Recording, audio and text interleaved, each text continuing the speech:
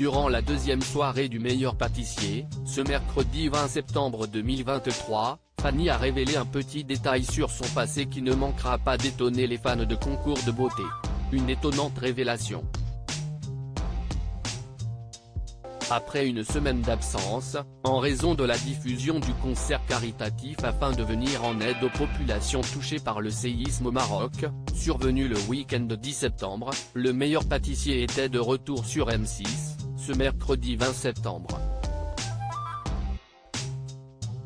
Et les candidats qui ont été sélectionnés pour venir sous la tente en cette deuxième semaine de compétition devaient se monter à la hauteur, puisque Cyril Lignac et Mercotte leur ont demandé de réaliser une fournée de macarons en forme d'animaux. Une thématique originale qui a semble-t-il inspiré Fanny, l'une des concurrentes de cette 12e saison, qui avait choisi de lancer dans la conception des gâteaux aux airs de flamant rose.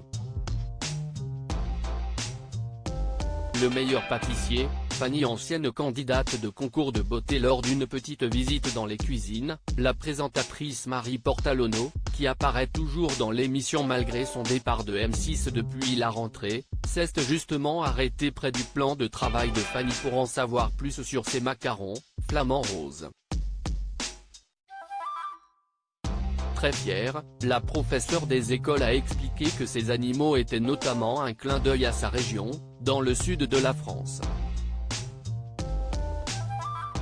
L'animatrice, bien informée, en a donc profité pour lui faire remarquer, en plus, le sud, tu as failli le représenter, a-t-elle lancé, offrant l'opportunité à la pâtissière amateur de faire quelques révélations sur son passé. Je faisais des élections de Miss quand j'étais jeune. Je suis allée jusqu'à une finale et j'étais deuxième dauphine de Miss Roussillon, a-t-elle dévoilé. Impressionnée, Marie Portal-Onno a donc rétorqué, « Ah, tu étais à ça d'aller à Miss France. Il faut que tu sois Miss Macaron alors, aujourd'hui », a-t-elle souhaité à la candidate. Fanny, le meilleur pâtissier, deuxième dauphine de Miss Roussillon. Comme le laissent apercevoir les photos de Fanny arborant son écharpe de Miss, la jeune femme est effectivement arrivée troisième lors du concours de beauté régional en 2011.